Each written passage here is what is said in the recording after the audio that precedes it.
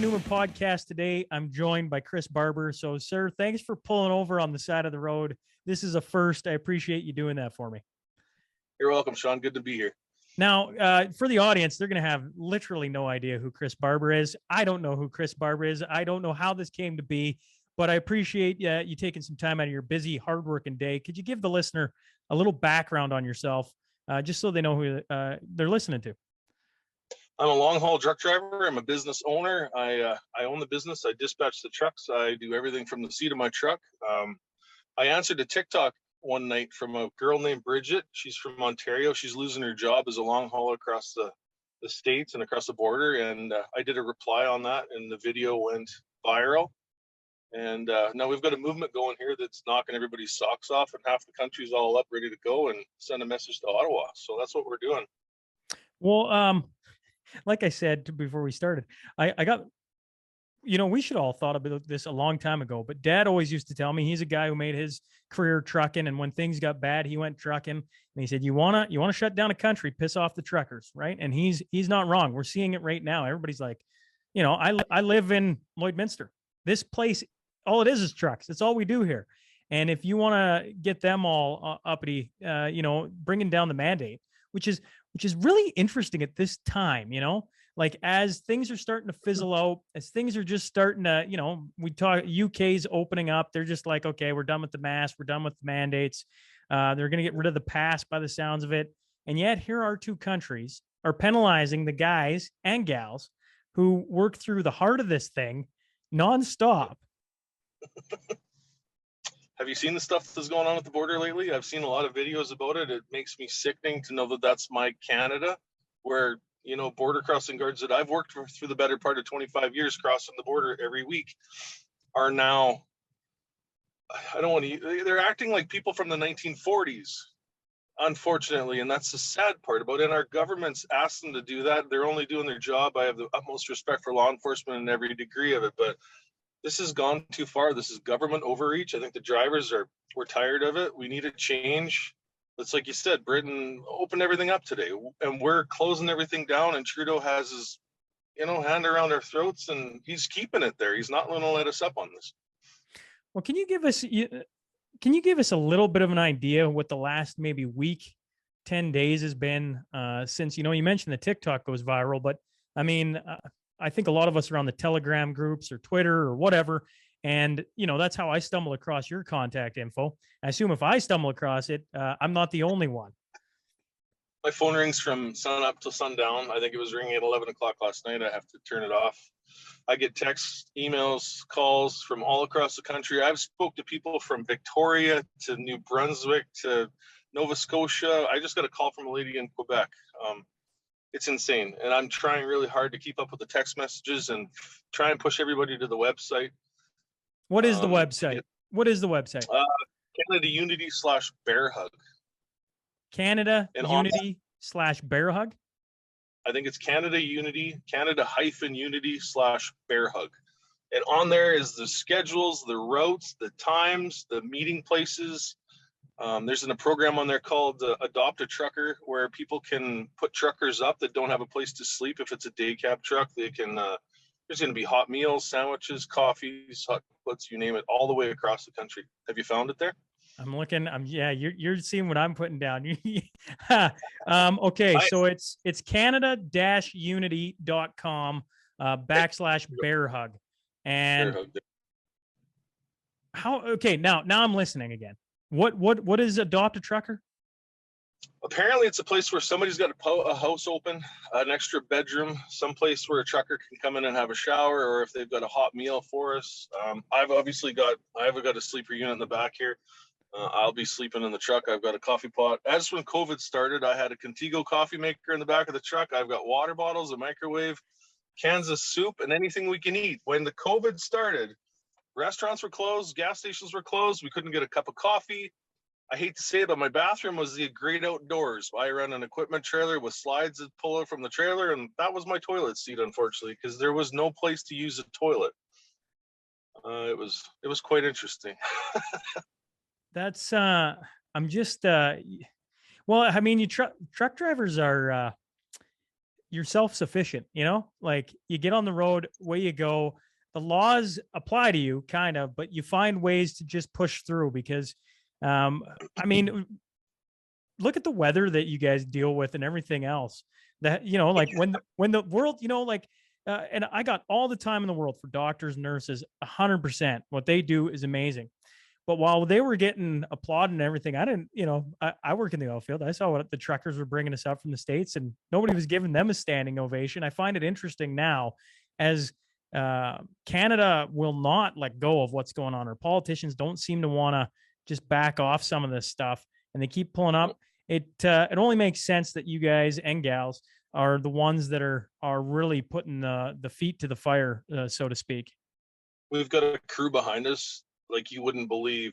We've Pat King is on board with this in the media relations. We've got a lot of people behind the scenes working the Facebook pages, the Telegram. I guess we have accounts on that, Twitter. The GoFundMe pages went absolutely wild. I think last time I checked, we were just under $500,000 raised in the GoFundMe here. So that is for drivers for fuel, the guys that can't afford the diesel fuel to get across to Ottawa. That's for hotel accommodations for the ones that don't have sleeper units on the back of their trucks. Repairs if somebody has a flat tire and can't afford it. I want to mention too, once the GoFundMe page is all done, the rally is done, the fuel costs and all the expenses are taken care of. There's an accounting firm in Medicine Hat that's actually looking after the GoFundMe. So it's not Joe Blow, Chris Trucker. It's actually looked after properly. But the leftover money from this GoFundMe, when it's said and done, I hope there's a lot left over because we're going to donate it to veteran societies across Canada. Those are the guys that we're going to do this for. Man, I tell you what, it's the reason why when I heard this, I'm like, I got to find a way to get a hold of somebody to talk to them about it. Because, you know, the first thing somebody's going to say is, well, they got to GoFundMe and it's raised $1 million, whatever it ends at. I bet you somebody's pocketing it all. And you just squash that. Like, you got nothing but respect for me. I feel like, you know, like we gotta end these mandates. Like it has to end. And I think what you guys are doing is, honestly, I commend you all for burning your diesel fuel, for taking the time out of your work schedule, for putting things at risk by doing this. Really commend that.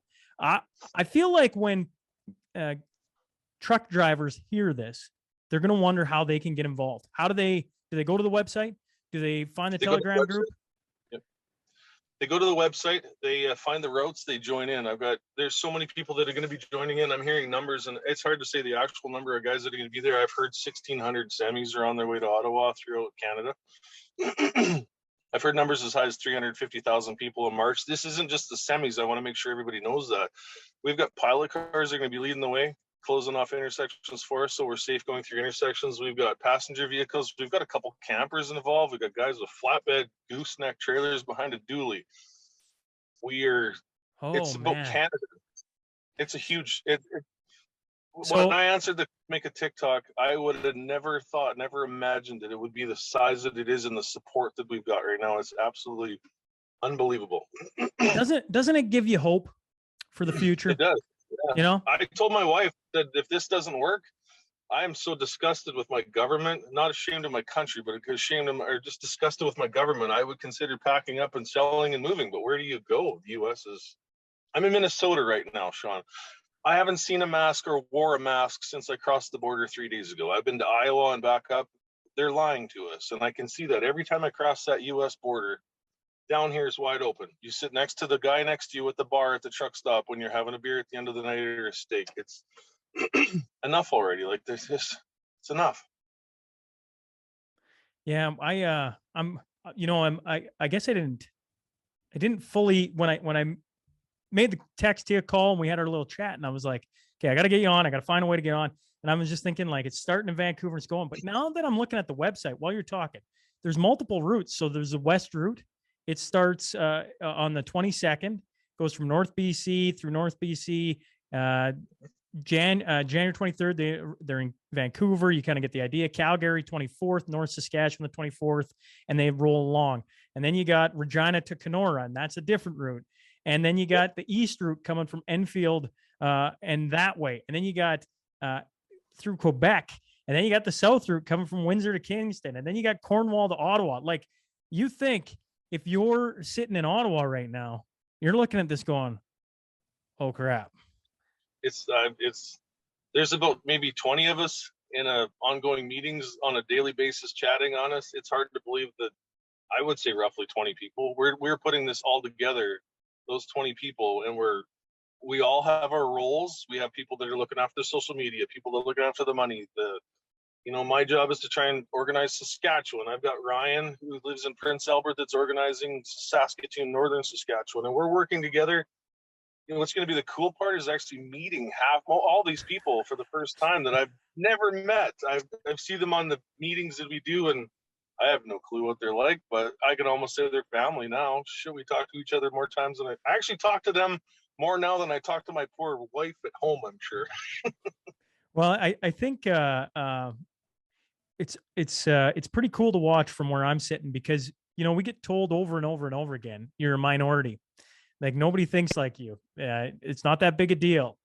Just shut up and do this or do that, whatever. And then you went, like, I'm very interested to see what happens here, right? Because when you see people talking about it, you see the government trying to like dampen it a bit, and anytime the government tries dampening anything at this point, it's like they're putting kerosene on the fire, because everybody stares at it and goes, if they're trying to shut this down, it's bigger than what they're saying it is.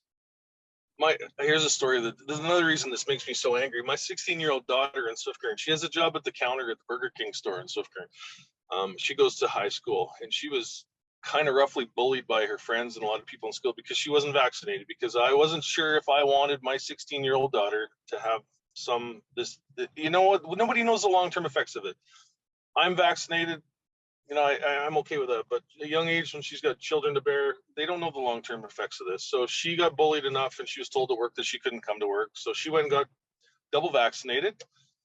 And yesterday she tested positive for COVID, and now she's at home in her bedroom quarantining from the rest of the family. So I wasn't in close contact with her because I've been out here trucking the last 3 weeks. I'm sure trying to get everything done before the rally.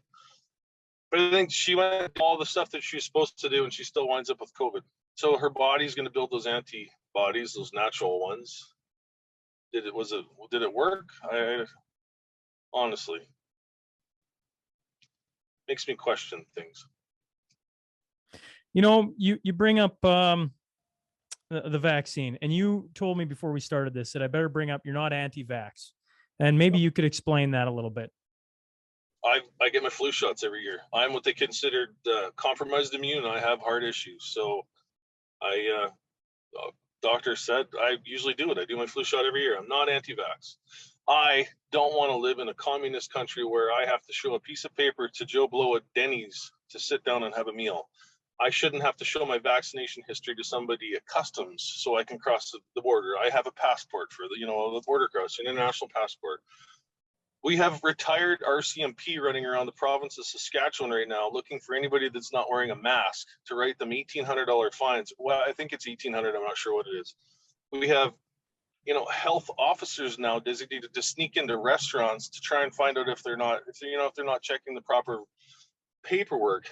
The last time in history stuff like that was done was in the 40s in Germany, unfortunately. And it scares the hell out of me to say that. We need this to end. The passports make no sense anymore, and I think that's where we are as a country. We're tired of it. I'm done with it. I am so finished with it. It's enough already. We need to get back to normal. The amount of business owners that have lost their businesses over this in the last 2 years from these shutdowns and these mandates, and it makes me sick. Chris, at the whistle stop in Mirror, Alberta, look at what that guy went through. He tried to take a stand, and the government has rolled right over him like a steamboat. Does he have much left? I sent a message to him the other day asking him if he wanted to take part. I still haven't heard yet, but I hope he comes, because he'd be a hell of a voice for why we need these mandates to quit. I really appreciate you giving me some of your hard-earned time. I don't want to hold you here for half an hour. I laugh about it. This is the first time I've ever done a truck driver, which I don't know why, because you guys have the most interesting stories. That's why I've had my father on here multiple times. But two, I know you're still driving. You're burning daylight hour, giving it to me, and I do really appreciate that. I do a little segment, no matter how long or short these podcasts are. It's the Crewmaster Final question. Shout out to Heath and Tracy McDonald. They run an oil hauling business. So they're truckers, and they've been supporting the podcast since the very beginning. The first one is, you do this across Canada. If at the end of it, you get to sit down with one person to have a conversation, who would you want to sit with? Oh my goodness. You know what my opinion on politicians in general right now is? I don't below the floorboards in the truck. I've always voted conservative. I can't even say I vote because it's a vote against Trudeau, and I don't know. I honestly can't even answer. That's a hell of a question. Maybe years ago, like, I was always a fan of Harper, and a fan of Brad Wall in Saskatchewan. I'm a huge fan of Brad's, but I don't know if there's many politicians. My hometown politician, I guess, of Jeremy Patzer. I guess we could sit down if he's interested. We've heard a little bit from the PPC party, I guess. Just wanting to meet with us, but we're trying to keep this out of the politicians' hands. They haven't done any good to us yet, so why would they start now? And we're trying to keep it out of mainstream media's hands too, because they're just going to spin it the way the government wants it too. So we're doing more interviews on social media with guys like you and podcasts. It gets a message directly to the people instead of going through the government, payroll, like we know with all the media companies. Yeah, I don't know. That's a good question. Well, here's your final one then. You've been on the road how many years? 28 years this year. Okay, 28 years. Here's my question then. If I could sit down with one trucker who is an absolute legend, who would you be like, oh, you got to talk to? And I don't know if it's a call sign. I don't know if it's a guy. I don't know if it's a lady. There has to be one. The one guy I would say, it was a guy that used to work for Triangle Movers out of Saskatoon years ago. He's passed on now, but his name was Grizz, and he was this big 6'6" tall guy. Drove an old white Freightliner, and he came up to me when I was a new truck driver, and I was maybe a year, 2 years into it, long haul into the States, and kind of grabbed me by the shoulder and said he was traveling with me. He scared the living shit out of me. He was this big guy, looked like a big Grizzly Wallace kind of guy. There's a lot of guys out there. This trucking industry is full of lots of really good, hardworking guys. And yeah, I'll give them all a shout out. We need the credit that we deserve. I mean, you're like you said before, the medical profession. I can't say enough good about the medical people in the country. They were there front lines. If there was a front line, they were on it. We were one stage back from that front line, hauling equipment. I think throughout this whole pandemic, a lot of people have forgotten about the stuff that got us. Well, yesterday's heroes, today's zeros, right? I said that last night in the podcast, and it kind of went good. So I'll say it again tonight. Yeah, well, you're the unsung hero because nobody sees you come, nobody sees you leave. You just show up to the store and there's the goods, and nobody really puts too much thought into it, right? And so sorry. Nope.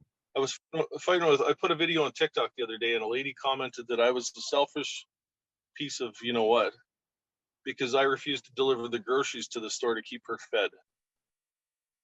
And I kind of wanted to say, maybe I did say something, I'm not sure, but I hope you starve. It's not my responsibility. I do my stuff, and you take that for granted. There's a few people in this country that have that mentality, and I hope when they go to Walmart next, like my mother did yesterday, and said the store shelves were half bare. I don't know. Yeah, I don't wish ill will on anyone, but I think sometimes a rude awakening is a good pill to have, because life's been pretty good in Canada. I think we can all agree that. And if you go, I get to interview a lot of old timers. So people, I remember Chris interviewing a 98-year-old, and I said, what do you remember about the 20s? Like, you're pretty old. Like, I mean, and he goes, we didn't have money. I'm like, what do you mean? He's like, I don't know when I was a kid, we didn't know what money was. I'm like, oh my God. Like, that's in a lifetime. Somebody who went from barter system, and you made all your own food, and you had cows and chickens and pigs, and they never said they starved. They said they were always well fed, but they didn't have money. They weren't going on trips to Mexico. They weren't rolling into a supermarket and having everything at their beck and call. Yep. And so here we sit, and I'm not saying, I want to be very clear. I don't want to see the supermarket empty, because I want to go in and be able to get my stuff. But I also don't want to ever have to think that I need a piece of paper to go into, like you say, Denny's, or heaven forbid, the grocery store, or it feels like it's coming, doesn't it? It does. I think it is coming. They tried that over out in the East Coast somewhere, and it failed. But everything's coming. If they can put a COVID passport on you to get into a restaurant, or like Saskatchewan, you can't go into a liquor store or a pot store, restaurants, now the border. When does it stop? There's enough people that have lost their job. We're in trouble as a country if we keep heading down this direction, and it needs to stop. We need to stop this entitled attitude and pick up the pieces, and let's rebuild what we have. I think it's time. I feel sorry for my children. They're in their teens, and what are we leaving for them? Yeah, well, we as adults, men, need to take a stand, and you guys are doing it. You're leading the way, and I do appreciate that because I don't know what we're leaving our kids. We're leaving them a lot of pain and like debt and everything else. And if all of a sudden you need to have this XYZ to go into anywhere, I don't know what that looks like either, right? Like once upon a time, it was just you hopped on a plane, you flew across the country, nobody even thought a second about it, and that has changed in the last 2 years, and we've given it up quite willingly, to be honest. That's the scary part, is everybody's so compliant and complacent that just whatever the government says. And how long until the microchips come for under your skin? And I know that's a far-fetched conspiracy theory. But Sweden's got it, or Sweden's unrolling it, I should say. And a digital currency. Like, there's so many things here. How much more to the government do you want running your life? I would prefer a wood cabin up in northern Saskatchewan with a wood stove and a rifle for my hunting and keeping my belly fed, but that's not feasible with children and a lifestyle and a mortgage at home. So I'll keep working down here. Good Saskatchewan boy. Well, I appreciate it, Chris. I don't want to hold you up. I want to get you back on the road, and I'll be watching. Hopefully, hear from the community. They hear the call, and I'm sure you're going to have some trucks heading out from this way. I can guarantee it. But I do appreciate what you guys are doing. Pat King will be doing lives all the way through it. So if you follow him at all, he'll be the guy at the lead of the show. He'll be keeping everybody abreast of it, and I'll have my TikTok. My 18-year-old son is going to jump in the truck with me and go. So he'll be running the video camera for my lives. Did you ever think you'd be a TikTok star? I'm a social media kind of a trollish kind of a turd. I like to get in there and I like stir the pot and piss as many people off. If anybody on here knows me, they know that's who I am. So anybody looking at me at the face of the western part of this leg and thinking that I'm the role model is not really. I'm trying hard to fill those shoes, but it's a big jump. Well, I appreciate you giving us a few minutes of your time, and safe travels on the road. Will do, my friend. Take care, Canada. Let's get this next week, okay?